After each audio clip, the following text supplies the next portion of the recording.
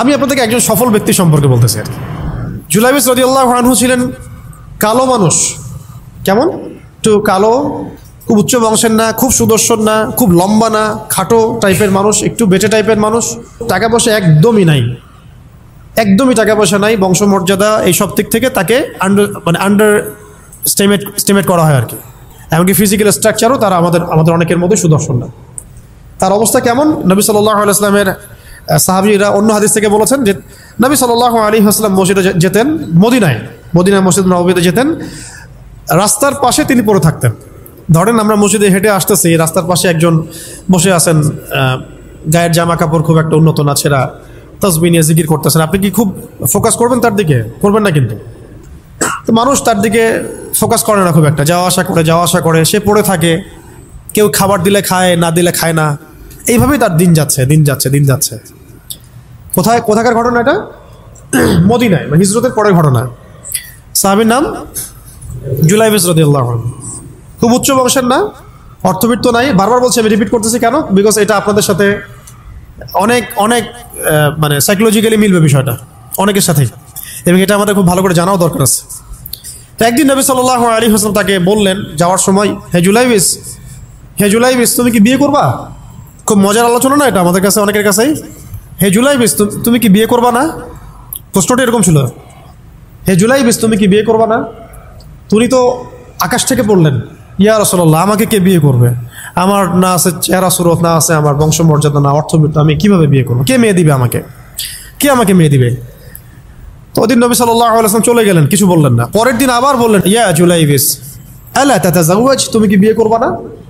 একই উত্তর, ইয়া রাসূলুল্লাহ আপনি গতকালকে এক কথা বললেন, আবার বলতেছেন বিয়ে করবেন, আমাকে কে বিয়ে করবে? তৃতীয় দিন নবী সাল্লাল্লাহু আলাইহি ওয়াসাল্লাম আবার বললেন, আলা তাতাযাওয়াজ ইয়া জুলাইবিস তুমি কি বিয়ে করবা না হে জুলাইবিস? তিনি এবার বলছেন, আপনি কি আমার সাথে রসিকতা করতেছেন? আমাকে কে বিয়ে করবে? তো নবী সাল্লাল্লাহু আলাইহি ওয়াসাল্লাম বললেন যে অমুক আনসারী সাহাবীর বাসায় যাও। অমুক আনসারী সাহাবীর বাসায়, আনসারী সাহাবী কারা? যারা মুহাজির সাহাবীদেরকে আশ্রয় দিয়েছেন। অমুক আনসারী সাহাবীর বাসায় যাও, সেখানে একজন বিবাহযোগ্য নারী আছে, মেয়ে আছে, তাকে গিয়ে বলো যে আমি রাসূল সাল্লাল্লাহু আলাইহি ওয়াসাল্লামের পক্ষ থেকে আমার বিয়ের প্রস্তাব নিয়ে আসছি। তিনি গেলেন, যাওয়ার পরে বললেন যে আমাকে প্রস্তাব সহ পাঠানো হয়েছে। মেয়ের বাবা আর মায়ের রিয়াকশন ছিল অনেকটা সাধারণত যা হয় তেমন আর কি। তুমি বিয়ের প্রস্তাব নিয়ে আসছো, তুমি কি খাওয়াবা মেয়েকে? কোথায় রাখবা? তোমার তো নিজের কোনো থাকার জায়গা নাই। প্রশ্ন কিন্তু যৌক্তিকই। আমি মেয়ের তো বাবা, আমিও তো এই প্রশ্নই করবো নাকি? প্রশ্ন করবেন না? আপনার মেয়ে থাকলে এভাবে প্রশ্ন করবেন তো আপনি। তো তারাও সেই প্রশ্ন করলেন, এমনকি এক পর্যায়ে রিফিউজ করে দেওয়া হলো, না এটা পসিবল হবে না। এই কথাগুলো, কনভারসেশনগুলো ভিতর থেকে শুনছিলেন সেই মেয়ে নিজেই, আনসারী সাহাবী, মদিনার আনসারী মেয়ে। মদিনার আনসারী মেয়েরা কিন্তু অনেক সুদর্শন তৎকালীন সময় কাছে, উচ্চ বংশের, সুদর্শন, খুবই এলেমওয়ালা হতেন তারা, হিপস ক্ষমতা খুব থাকতো, খুবই জজবাওয়ালা, মানে জিহাদের মাঠে একদম যুদ্ধ করেছেন তারা একদম। নবী সাল্লাল্লাহু আলাইহি ওয়াসাল্লামের আশেপাশে ছিলেন। উহুদের সময় একজন আনসারী সাহাবী ছিলেন, মহিলা সাহাবী, উম্মে আমারা তীর ছুঁড়েছেন নবী সাল্লাল্লাহু আলাইহি ওয়াসাল্লামের পাশে। তো ওনারা কিন্তু খুবই গায়রতওয়ালা মানুষ। তিনি বলছেন, হে আমার বাবা মা, এই প্রস্তাব কে পাঠিয়েছে? নবী সাল্লাল্লাহু আলাইহি ওয়াসাল্লাম। যে প্রস্তাব রাসূল পাঠিয়েছেন সেটাকে কিভাবে তোমরা ডিনাই করো? আমি জুলাইবিসকে বিয়ে করবো ইনশাআল্লাহ। কে বলছেন এটা? আপনি পুরা সিস্টেম খুঁজে এরকম একটা আনসারী সাহাবীর মতো মেয়ে আমাকে দিতে পারবেন? ইল্লা মাশাআল্লাহ, হইতে পারে ইল্লা মাশাআল্লাহ। তো ওই মেয়ে নারী সাহাবী, তিনি রাজি হলেন। এবার শোনেন, এবার বিয়েও হলো, মাশাআল্লাহ, বাসর হলো, এবং সকালবেলা আওয়াজ হচ্ছে, মদিনার চারপাশে এলান হচ্ছে যে হে মুসলিমরা সবাই বের হও, ইহুদিদের সাথে যুদ্ধে আমাদেরকে খায়বারে যেতে হবে। ইহুদিদের সাথে যুদ্ধে আমাদেরকে খায়বার আক্রমণ করতে হবে। নবী সাল্লাল্লাহু আলাইহি ওয়াসাল্লাম তোমাদেরকে আদেশ করেছেন। এটা কিন্তু হুদাইবিয়া সন্ধির পরের ঘটনা। আর ইহুদিদের সাথে আমাদের বেশ কয়েকটা যুদ্ধ হয়েছে, বনু কুরাইজার সাথে, বনু কাইনুকার সাথে, বনু নাজিরের সাথে, এবং ফাইনালি খায়বারে এদের সাথে। তো জুলাইবিস রাদিয়াল্লাহু আনহু বের হয়ে গেলেন যুদ্ধের জন্য, এবং খায়বারে যুদ্ধ হলো, খায়বার অবরোধ করা হলো, এবং খায়বার যুদ্ধের বিশাল হিস্ট্রি আছে, আপনারা পড়ে নিয়েন, লম্বা কথা। খায়বার দুর্গ জয় হয়, এবং এই দুর্গ পুরো জয় করতে, সবগুলো দুর্গ জয় করতে মোট 12 থেকে 16 জন মুসলিম সাহাবী শহীদ হন। 12 থেকে 16 জন বা 18 জনের মতো আর কি, এই ফিগার এইটুকুর মতো, 12 থেকে 16 বা 18 এতটুকু, এত কম সংখ্যক সাহাবী শহীদ হয়েছেন খায়বার যুদ্ধ জয়ে। আর ইহুদিদের তো বহু ইহুদি মারা গেছে। এবং খায়বার বিজয়ের পরে মুসলিমদের আর্থসামাজিক যে অবস্থান, মানে টাকা পয়সা, ল্যান্ড, গনিমতের মাল প্রচুর বেড়ে গেছে। এখন নবী করিম সাল্লাল্লাহু আলাইহি ওয়াসাল্লাম শহীদদের লাশ তালাশ করছেন, কোথায় কোথায় শহীদরা আছে, তাদের মানে কবরস্থ করার প্রসেসিং হবে। উহুদ যুদ্ধেও তো হয়েছে না, ওই রকমই প্রত্যেকটা যুদ্ধেই তো এটা হতো। তো লাশগুলো তালাশ করতে করতে করতে করতে করতে একটা কর্নারে গিয়ে তিনি দেখলেন সেখানে জুলাইবিস রাদিয়াল্লাহু আনহুর লাশ পড়ে আছে। কার? জুলাইবিস রাদিয়াল্লাহু আনহুর লাশ পড়ে আছে, যার ব্যাপারে আমি গল্পটা বলছি আর কি। এবং তার গায়ে অসংখ্য তরবারের দাগ, ক্ষতবিক্ষত অবস্থা, এবং তার আশেপাশে মোট 1 2 3 4 5 6 7 8 9 জন ইহুদির লাশ পড়ে আছে।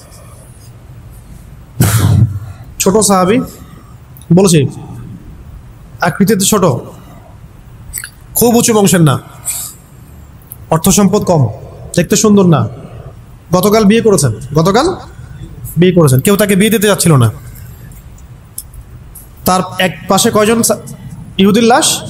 তার পাশে মোট 9 জন ইহুদির লাশ পড়ে আছে, মাঝখানে তার লাশ ক্ষতবিক্ষত অবস্থায়।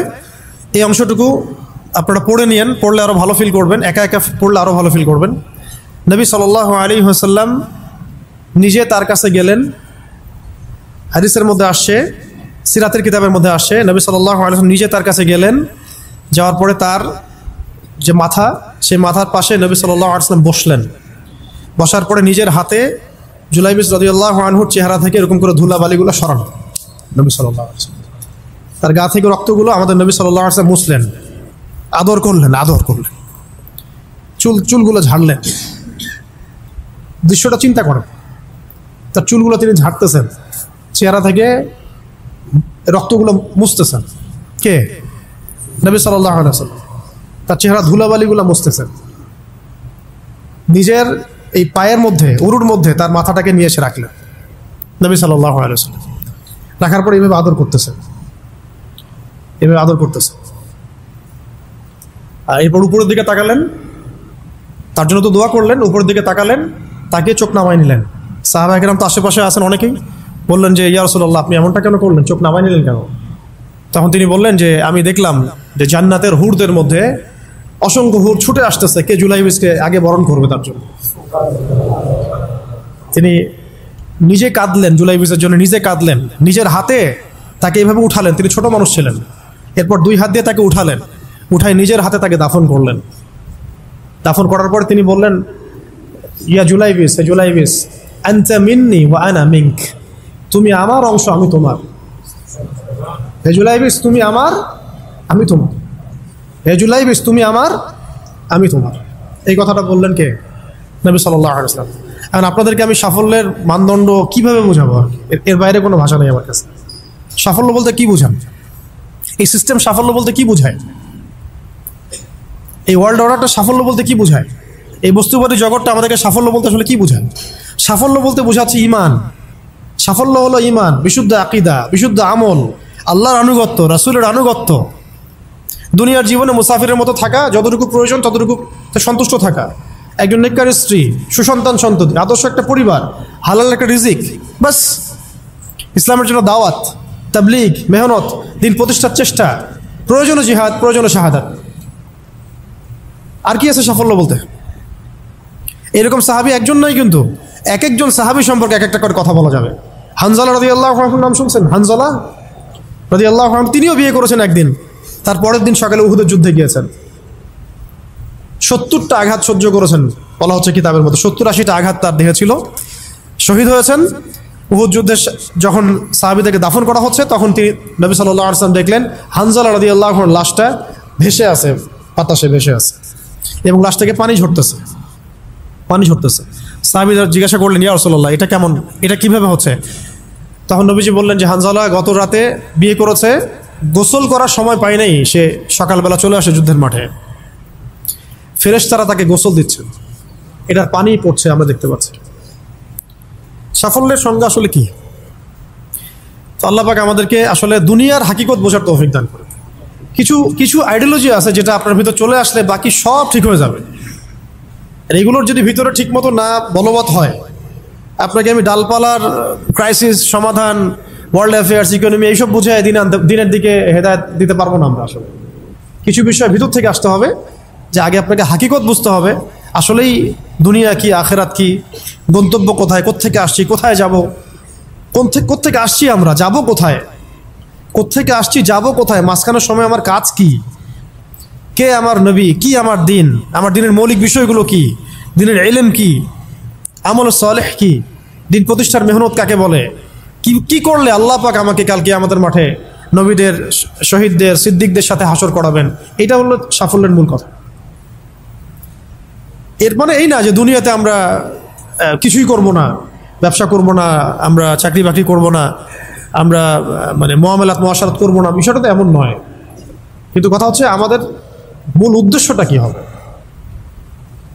স্ত্রী সন্তান তো আমাদেরও আছে, কেন আপনি তাদের ভরণ পোষণ দিবেন, কেন তাদেরকে আপনি বড় করবেন সুন্দর করে? বিকজ তারা আপনার জন্য রিজিকের অংশ, তারা আপনার সদকা জারিয়া, তাদের উপর আপনার হক আছে, আমার উপর তাদের হক আছে।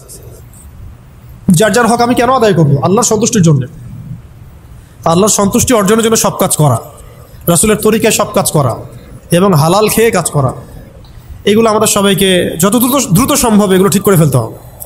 অলরেডি আমরা 15 বছর নষ্ট করে ফেলছি। এখন থেকে যদি স্টার্ট করে আপনি আরও 10 বছর পড়াশোনা করেন এবং দিনের জন্য কাজ করতে থাকেন, 10 বছর পরে আপনি নিজেই ফিল করবেন যে যদি কাশ আমি আরও 10 বছর আগে থেকে শুরু করতাম। প্রত্যেক সেই ব্যক্তি যে স্টার্ট করেছে, হেদায়েত পেয়েছে, সে ফিল করেছে যে কাশ এই কাজটা আমি আরও 10 বছর আগে করতাম।